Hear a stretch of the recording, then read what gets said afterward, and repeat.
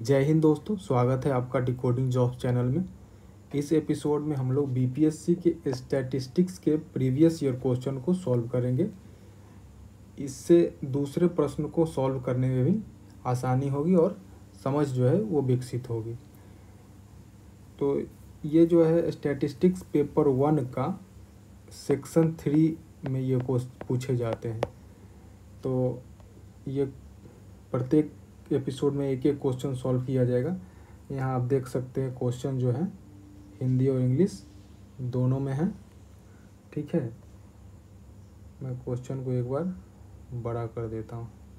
ये है question number 12। ठीक है, वीडियो पॉज करके क्वेश्चन को आप लोग देख सकते हैं। अब इसको हम लोग सॉल्व करते हैं। तो फर्स्ट क्वेश्चन है कि कौन सी तीन, ये चार्ट दिया गया है। ठीक है, कौन सी तीन फसलों का समन्वय खाद्य फसलों के कुल क्षेत्रफल के 50% को आवंटित करता है। इसको मैंने पहले से सॉल्व करके रखा है ताकि समय की बचत हो सके और वीडियो जो है ज़्यादा लंबा ना हो। तो देखते हैं इसको कैसे सॉल्व किया जाएगा। कुल क्षेत्रफल का 100%, यानी कि ये मान लेते हैं कि ये पूरा जो है 100% है और इसके केंद्र पर, वृत्त के केंद्र पर कितना डिग्री का कोण होता है 360 डिग्री। यानी कि जो 100% है वो 360 डिग्री के बराबर है। इसी को यहाँ लैंग्वेज के रूप में लिखा गया है। देखिए, इसमें इसको बनाने के लिए कुछ सेकेंडों में या मिनटों में बनाया जा सकता है। एक मिनट से कम में भी इसको सॉल्व किया जा सकता है, लेकिन बीपीएससी में इसको पूरा विस्तार से बनाया जाना चाहिए और बनाएंगे तभी जाके इसमें पूरा नंबर मिलेगा। ठीक है, नहीं तो कम नंबर मिलेगा। ये क्वेश्चन जो है 4 नंबर का क्वेश्चन है। तो कुल क्षेत्रफल हो गया 100% और इसका कुल वृत्त का कुल केंद्रीय कोण हो गया 360 डिग्री होता है, 360 डिग्री। और कुल क्षेत्रफल का 50% कितना हो जाएगा, 180 डिग्री होगा। यही कुल क्षेत्रफल का 50% निकालना है, यानी कि 50% कितना हो गया, 180 हो गया। ठीक है, अब 180 डिग्री देखिए इसमें से कौन सा आ जाएगा। 180 डिग्री ये पूरा वाला हो जाएगा। ठीक है, इसी को लैंग्वेज के रूप में लिखेंगे। अब विभिन्न 3 फसलें जिनका समन्वय 180 डिग्री है, पूरा एकदम भाषा को लिखते हुए चलेंगे और लिखेंगे वृत्त सारणी से स्पष्ट है कि, क्या स्पष्ट है कि इन तीनों का जौ, गेहूं और चावल, यानी कि 36, 72 और 72, यानी कि जौ, गेहूं और चावल का योग जो होगा 36 + 72 + 72, ये 180 डिग्री होगा। यानी कि हो गया 180 डिग्री 50% के बराबर। अतः अभिष्ट उत्तर है जौ, गेहूं एवं चावल होगा। ठीक है, तो यही इसका आंसर हो गया। आंसर को चाहें तो अंडरलाइन कर सकते हैं। अब देखते हैं क्वेश्चन नंबर बी, ख। यदि ज्वार के लिए कुल आवंटित क्षेत्र 1.5 मिलियन एकड़ हो तो चावल की फसल के लिए कितना क्षेत्र था। अब इसमें कह रहा है कि ज्वार का फसल जो है वो 1.5 मिलियन एकड़ है। इसको भी आप काफ़ी कम समय में बना सकते हैं, 1 मिनट से भी कम समय में, लेकिन इसको विस्तार से बनाना है और भाषा लिखते हुए चलना है। तो सबसे पहले लिखेंगे प्रश्नानुसार ज्वार के लिए कुल आवंटित क्षेत्र कितना है। ये प्रश्न के अनुसार हो गया है 1.5 मिलियन एकड़ है। ठीक है, और वृत्त सारणी के अनुसार क्या है, ज्वार का केंद्रीय कोण 18 डिग्री है। ठीक है, अर्थात यानी क्या हो गया, ये दोनों बराबर होगा, 18 डिग्री बराबर हो जाएगा 1.5 मिलियन एकड़। इसको हम यहाँ शॉर्ट फॉर्म में लिख दिए हैं, आप लोग पूरा लिखिएगा। मिलियन एकड़ हो गया और 1 डिग्री बराबर क्या हो जाएगा, अब नीचे आ जाएगा 1.5 बचे 18 मिलियन एकड़। पुनः ये तो हो गया ज्वार के लिए। पुनः चावल का केंद्रीय कोण कितना होगा, 72 डिग्री है। यहाँ देख लीजिए 72 डिग्री है चावल का, 72 डिग्री है, इसलिए 72 डिग्री बराबर कितना हो जाएगा, 1.5 × 18 × 72 मिलियन हेक्टेयर। क्यों, क्योंकि यहाँ 1 डिग्री बराबर आता है 1.5/18। यहाँ से इसको बगल में इस तरीके से लिख भी देंगे बड़े बड़े ब्रैकेट में, 1 डिग्री बराबर 1.5/18 मिलियन हेक्टेयर। और तब यहाँ 72 में 72 में गुना करेंगे वो 1.5/18 से, और ये काट के आ जाएगा। यहाँ से काटेंगे तो ये 4 टाइम कट जाएगा और गुना करेंगे 6 मिलियन हेक्टेयर आ जाएगा। ठीक है। अच्छा, तो यही निकालना था। क्या निकालना था कि चावल के लिए कितना क्षेत्रफल होगा, तो यही निकालना था। अब इसको थोड़ा भाषा के रूप में लिख देंगे। अतः चावल की फसल के लिए क्षेत्रफल या क्षेत्र 6 मिलियन एकड़ हो गया। यही इसका आंसर हो गया। ठीक है। अब देखते हैं क्वेश्चन सी। यदि गेहूं का उत्पादन जौ के उत्पादन का 6 गुना हो तो गेहूं व जौ के प्रति एकड़ उत्पादन का अनुपात क्या होगा। ठीक है। तो कह रहा है कि गेहूं का उत्पादन जो है जौ के का 6 गुना हो गया। तो सबसे पहले गेहूं और जौ का जो है प्रति एकड़ उत्पादन निकालेंगे और तब दोनों का अनुपात निकालेंगे। तो सबसे पहले क्या हम लोग लिखे हैं, मान लिए हैं, माना कि जौ का कुल क्षेत्रफल x है, तो क्या होगा, गेहूं का क्या हो जाएगा। इसलिए गेहूं का उत्पादन x है, तो इसका उत्पादन कितना हो जाएगा, 6 गुना कह रहा है तो 6x हो गया। ठीक है। इसके बाद क्षेत्रफल ही मान लेते हैं, माना कि कुल क्षेत्रफल 100 एकड़ है, इसलिए कुल केंद्रीय कोण, वही यहाँ पर जो केंद्रीय कोण है 360 डिग्री होता है और ये 100 एकड़ के बराबर है। ठीक है। तो कुल केंद्रीय कोण 360 डिग्री बराबर हो गया 100 एकड़ के। तो 1 डिग्री कितना हो जाएगा, 100/360 एकड़। अब वृत्त सारणी के अनुसार जौ का केंद्रीय कोण 36 डिग्री था। अब देख लीजिए फिगर में, हम दिखला देते हैं। जौ का यहाँ 36 डिग्री है। ठीक है, 36 डिग्री हो गया। इसलिए जौ का क्षेत्र क्या हो जाएगा, 36 गुना 100/360 एकड़। क्यों, क्योंकि यहाँ से 1 एकड़ बराबर 100/360 एकड़ होता है। और यहाँ बगल में इस तरीके से आप ब्रैकेट बनाकर लिख देंगे। अब इसको काटा पीटी करेंगे तो इसका आ जाएगा 10 एकड़ हो जाएगा। ठीक है। इसलिए जौ का प्रति एकड़ उत्पादन कितना हो जाएगा, देखिए यहाँ जौ का कुल उत्पादन हो गया। ठीक है। जौ कितने क्षेत्र में बोया जाता है ये भी हो गया। ठीक है। तो प्रति उत्पादन कितना हो जाएगा प्रति एकड़, जौ का प्रति एकड़ उत्पादन बराबर जौ का कुल उत्पादन बटा जौ के लिए कुल क्षेत्रफल। ठीक है। तो कुल उत्पादन कितना था, हम लोगों ने पहले ही मान लिया था कि इसका कुल उत्पादन जो है x है। ठीक है। तो यहाँ रख देंगे इसके जगह पर x, और जौ के लिए क्षेत्र कितना है निकल के 100 एकड़ आया है, तो 100 यही हो गया प्रति एकड़ उत्पादन। पुनः गेहूं के लिए फिर वैसे ही करेंगे। गेहूं का कितना है, 72 है। ठीक है, ये 72 डिग्री है। ठीक है। तब गेहूं का केंद्रीय कोण कितना हो जाएगा, 72 डिग्री हो गया। गेहूं के लिए क्षेत्र कितना हो जाएगा, 72 गुना 100/360 एकड़, यानी और ब्रैकेट में इधर बगल में लिख देंगे 1 डिग्री बराबर 100/360 एकड़, पहले निकाल चुके हैं।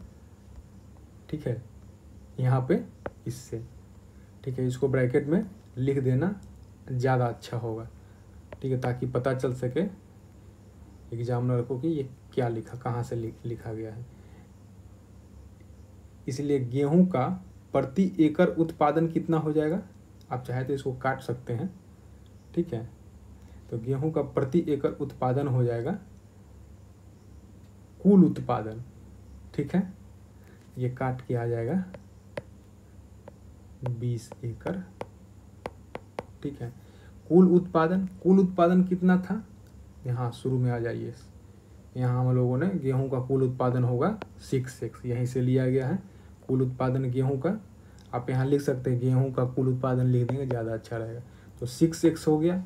और क्षेत्रफल कितना हो जाएगा गेहूं के लिए क्षेत्र, इसको भी यहाँ गेहूं के लिए क्षेत्र लिख दीजिएगा, 20 हो गया। तो इसको काट के करेंगे 3x/10, यही हो गया इसका प्रति एकड़ उत्पादन। अब कह रहा है गेहूं और जौ के प्रति एकड़ उत्पादन का अनुपात। तो गेहूं का कितना है प्रति एकड़ उत्पादन, 3x/10, और जौ का कितना निकाला गया था प्रति एकड़ उत्पादन, x/10, इसको भी लिख दिए यहाँ पर x/10। ठीक है। और इसका अनुपात निकालेंगे x से x कैंसिल हो जाएगा, 10 से 10, और यानी कि 3:1 हो जाएगा आंसर। ठीक है, अब देखते हैं क्वेश्चन डी। यदि चावल का प्रति एकड़ उत्पादन जौ के प्रति एकड़ उत्पादन से 50% अधिक हो, ठीक है, चावल का उत्पादन जो है जौ के प्रति एकड़ उत्पादन से 50% अधिक होता है, तो जौ का कुल उत्पादन चावल के कुल उत्पादन का कितना प्रतिशत होगा। तो सबसे पहले इसमें क्या है कि जौ के प्रति एकड़ उत्पादन को मान लेते हैं कि ए है। ठीक है, तो चावल का क्या हो जाएगा, इसलिए चावल का प्रति एकड़ उत्पादन होगा कितना, क्या है, 50% अधिक है, यानी कि ए प्लस ए का 50%, यानी कि ए प्लस ए का 50%, यानी ए का आधा कितना हो जाएगा, a/2, यानी कि 3a/2 हो गया। ठीक है, ए का 50% कहने का मतलब होता है ए का आधा। ठीक है, यानी a/2। अब है कुल क्षेत्रफल मान लेते हैं, माना कि कुल क्षेत्रफल बराबर 100 एकड़ हो गया। ठीक है, अब वृत्त सारणी के अनुसार जौ का केंद्रीय कोण कितना था, एक बार देख लीजिए। जौ का केंद्रीय कोण है, यहाँ पर देखिए 36 डिग्री है। ठीक है, तो लिख दीजिए कितना है, जौ का केंद्रीय कोण 36 डिग्री। तो जौ का कुल क्षेत्रफल कितना आ जाएगा, 36 गुना 100/360 एकड़, और 1 डिग्री कहाँ से मतलब होता है, इसको बगल में लिख देंगे, 1 डिग्री बराबर 100/360 एकड़। ठीक है, इसी से यहाँ पर इसको लाया गया है। काटा पीटी करेंगे तो 10 एकड़ आ जाएगा। तो इसलिए जौ का कुल उत्पादन कितना हो जाएगा, कुल क्षेत्रफल, जौ का कुल क्षेत्र गुना प्रति एकड़ उत्पादन। ठीक है, तो कुल क्षेत्रफल हो गया 10 और प्रति एकड़ उत्पादन माने हैं ए, तो हो गया 10a। ठीक है, और साथ में क्या है, अब चावल का केंद्रीय कोण कितना है, पहले देखें हम लोग, इसका 72 डिग्री है। तो चावल का कुल क्षेत्रफल कितना हो जाएगा, 72 गुना 100/360 एकड़, कहाँ से आया है, 1 डिग्री, तो इसको ब्रैकेट में बगल में यहाँ लिख देंगे, इसको कैलकुलेट करेंगे 20 एकड़ आएगा। इसलिए चावल का कुल उत्पादन कितना हो जाएगा, चावल का कुल क्षेत्रफल गुना प्रति एकड़ उत्पादन, प्रति एकड़ चावल का उत्पादन। ठीक है, तो चावल का कुल क्षेत्रफल कितना है, 20 निकाले हैं, प्रति एकड़ उत्पादन कितना है, यहाँ हम लोग निकाले थे शुरू में, प्रति एकड़ उत्पादन चावल का प्रति एकड़ उत्पादन हो जाएगा 3a/2, इसी को यहाँ से लेकर लिख देंगे 20 गुना 3a/2, यानी कैलकुलेट करेंगे 30 से आ गया। अब क्या निकालने के लिए कह रहा था, क्वेश्चन देख लीजिए, निकालने के लिए कह रहा था कि जौ का कुल उत्पादन चावल के कुल उत्पादन का कितना प्रतिशत है। ठीक है, तो इसी को अभिष्ट प्रतिशत के रूप में हम लोग यहाँ आ जाएगा, अभिष्ट प्रतिशत बराबर हो जाएगा जौ का कुल उत्पादन गुना 100 चावल का कुल उत्पादन। ठीक है, तो जौ का कुल उत्पादन कितना हो गया, पहले निकाले हम लोग 10a और गुना 100, और चावल का कितना निकाले हैं 30a, इसको कैलकुलेट करेंगे इतना आ जाएगा। इस बात को अगर समझ में नहीं आया है तो ठीक से समझ लीजिए। क्या कहा गया है, जौ का कुल उत्पादन चावल के कुल उत्पादन का कितना प्रतिशत है। जैसे कि इसको इस भाषा में, चावल का कुल उत्पादन का कितना प्रतिशत, यानी का x% है जौ का कुल उत्पादन। ठीक है, चावल का कुल उत्पादन मान लेते हैं, चावल को लिख देते हैं,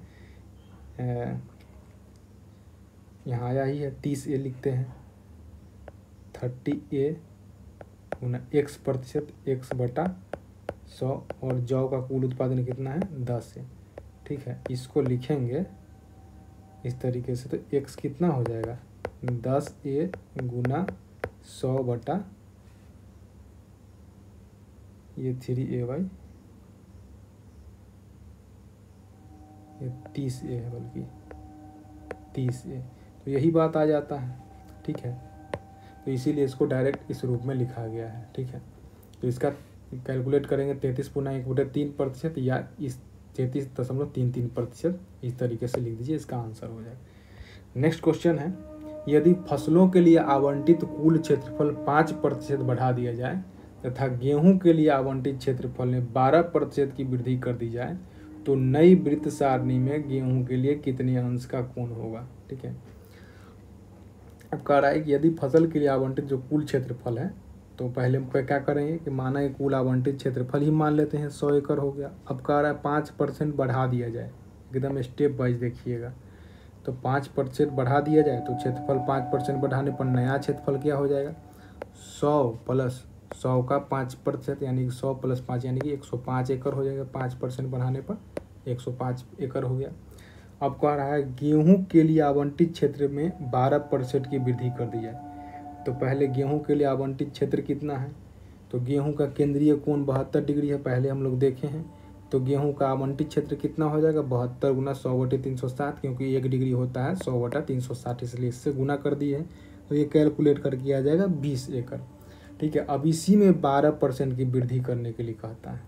ठीक है, तो प्रश्नानुसार गेहूं के लिए आवंटित क्षेत्र में 12% की बढ़ोतरी करने पर नया क्षेत्रफल क्या हो जाएगा, 20 प्लस इसमें 12% प्लस 20 का 12%, यही एकड़ हो जाएगा। तो 20 हो गया, 20 का 12% कितना हो जाएगा, निकाल के दिखा देते हैं। 20 का 12%, 12/100, इससे कट जाएगा 12 दूना 24/10 यानी कि 2.4 हो जाएगा। तो यही होगा 2.4, इसको ऐड करके 22.4 एकड़ हो गया। अब कुल नवीन क्षेत्रफल, अब जो कुल नया क्षेत्रफल जो आया है वही ना होगा कुल केंद्रीय कोण के बराबर। पहले क्या था, पहले 100 एकड़ जो था वो 360 डिग्री के बराबर था, लेकिन अब जो नया क्षेत्रफल बन के आ गया वह हो जाएगा कुल केंद्रीय कोण के बराबर। तो 105 एकड़ आया है, हम लोग निकाले हैं यहाँ पे। नवीन जो है नया क्षेत्रफल 105 एकड़, तो यही 105 एकड़ जो है हो गया 360 डिग्री के बराबर। तो 1 एकड़ बराबर कितना हो जाएगा, 360, यहाँ से नीचे चला आएगा 105 डिग्री, इसलिए 22.4 एकड़ क्या हो जाएगा, 360/105 गुना 22.4 डिग्री। अब इसी को कैलकुलेट करेंगे तो ये आ जाएगा 76.8 डिग्री या 76.80 डिग्री, दोनों में से दोनों सेम ही बात है। अब इसको कैलकुलेट कैसे किए हैं तो देख लीजिए, 360 है, 105 है, 22.4, यहाँ दशमलव को काट के नीचे 10 लिख दिया गया है। ठीक है, 15 से काटा गया है, 15 से 7 मरतबा, और 15 से ये 15 दूना 30, 15 चौका 60, इसको काट दिएगा। फिर 7 से इसको जो है 7 तिया 21, 7 दूना 14, इसको गुना करेंगे दोनों को तो हो जाएगा 768, और बटा में ये 10 है, यानी कि इसको लिख सकते हैं, भाग देंगे तो 76.8 डिग्री हो जाएगा। यही हो गया आंसर। अब थोड़ा लैंग्वेज में एक लाइन नीचे लिख देंगे, अतः नई वृत्त सारणी में गेहूं के लिए कुल कोण कितना हो जाएगा, 76.8 अंश या 76.8 डिग्री। इस तरीके से इसका आंसर हो जाए। इस तरीके से भाषा को पूरी तरह से भाषा के रूप में लिखते हुए बनाएंगे। ठीक है, अगर भाषा नहीं लिखना होता तो आप लोग जो बहुत कम समय में इसको बना लेते हैं, लेकिन भाषा को लिखते हुए चलना है, इसलिए थोड़ा समय ज़्यादा लगेगा। और जो कि सब्जेक्टिव है तो इस तरीके से पूरा भाषा के रूप में लिखना भी चाहिए, तभी जाके नंबर मिलेगा। अगर इस तरीके से अच्छे से आप लिख देंगे तो 72 में 72 नंबर भी आ सकता है। ठीक है, क्योंकि 2 क्वेश्चन करना पड़ता है 36 नंबर का। ठीक है, तो इसमें 36 दूना 72 नंबर का क्वेश्चन होता है, और सही करेंगे तो 72 में 72 भी आ सकता है। तो फर्स्ट पेपर में काफ़ी अच्छा नंबर उठाया जा सकता है, जो कि फाइनल स्कोर में, फाइनल सिलेक्शन में काफ़ी मदद करेगा। ठीक है, तो नेक्स्ट एपिसोड में 12वां क्वेश्चन हो गया, उसको 13वां क्वेश्चन करेंगे 66 BPSC का। ठीक है, थैंक्स फॉर वॉचिंग।